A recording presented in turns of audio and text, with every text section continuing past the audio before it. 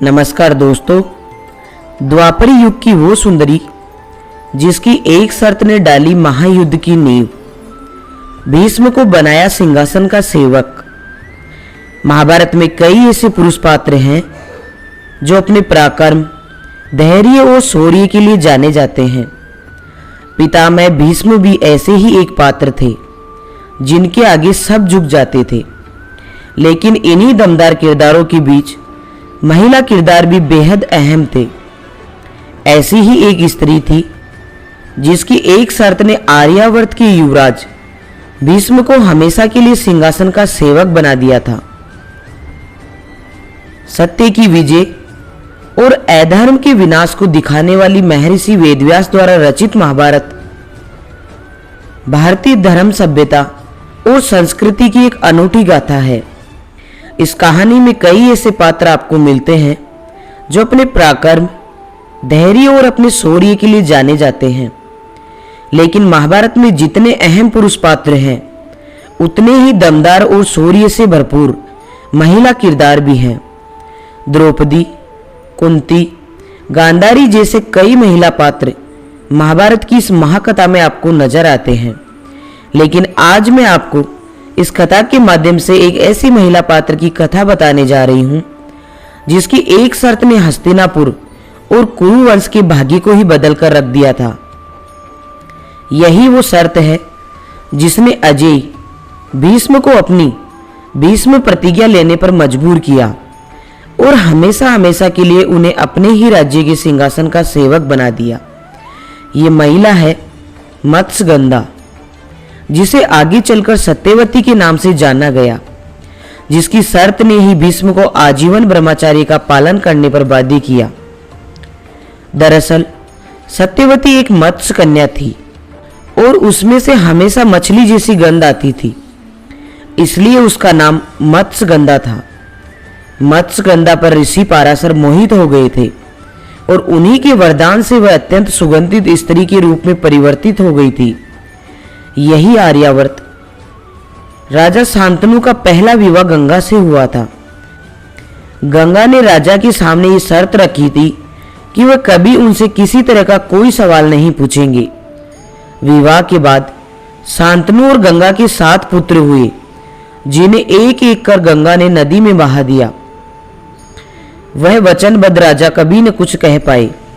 जब 8वां पुत्र हुआ और उसे गंगा नदी में बहाने गई तो राजा से रहा नहीं गया और उन्होंने गंगा को रोक दिया। गंगा ने पुत्र को तो नहीं बहाया, लेकिन वचन टूटने पर पुत्र को समय आने पर लौटाने का वादा करके चली गई। राजा शांतनु और गंगा का यही पुत्र देवव्रत था, जिसे आगे चलकर भीष्म के नाम से जाना गया। भीष्म महाबलशाली और श्रेष्ठ योद्धा थे। उनके आने से हस्तिनापुर के नए राजा की चिंता टल गई थी। गंगा के जाने के बाद राजा शांतनु वन में आखेट के लिए गए। इस सुंदर वन में उन्हें एक परम सुंदरी युवती नजर आई, जिस पर वह आसक्त हो गए, क्योंकि उसके शरीर से बड़ी मनभावनी सुगंध निकल रही थी। राजा ने कहा, तुम मुझसे शादी करोगी? तो इस युवती ने कहा, मैं केवट पुत्री सत्यवती हूं, आपसे विवाह करना सौभाग्य की बात है, पर मेरी शर्त है कि मेरी संतान ही राज्य की उत्तराधिकारी बने। राजा शांतनु जानते थे कि भीष्म बड़ा पुत्र है और वह राजा बनने के योग्य है।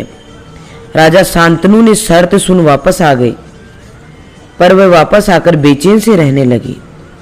भीष्म के पूछने पर राजा ने बात टाल दी, लेकिन एक मंत्री ने उन्हें सारा सच और इस शर्त के बारे में बता दिया कि राजा एक केवट राज की पुत्री से विवाह करना चाहते हैं, लेकिन उसकी शर्त है कि उसकी संतान ही राज्य की उत्तराधिकारी बने, जो राजा को स्वीकार नहीं है।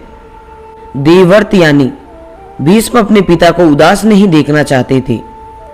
वो सत्यवती के पिता केवटराज वहां पहुंचे और बोले, मैं राजा शांतनु का पुत्र हूं, मैं राज्य के उत्तराधिकारी से स्वयं को वंचित करता हूं।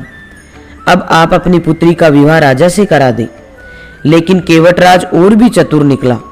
उसने कहा, आपकी बात ठीक है, पर आपकी संतान अगर राज्य पर अपना अधिकार जताना चाहे तो मेरी पुत्री की संतान का क्या होगा? ये सुनते ही भीष्म ने वो भीषण प्रतिज्ञा ले डाली, जिसके बाद उनका नाम भीष्म पड़ा। देवव्रत ने कहा, मैं प्रतिज्ञा करता हूं, आज से आजीवन ब्रह्मचारी रहूंगा। एक नवयुवक की ऐसी विकट प्रतिज्ञा ने सभी को हैरान कर दिया। ऐसी भीषण प्रतिज्ञा के कारण उनका नाम भीष्म हो गया। स्वर्ग के देवता भी उनकी इस भीषण प्रतिज्ञा के आगे नतमस्तक हो गए।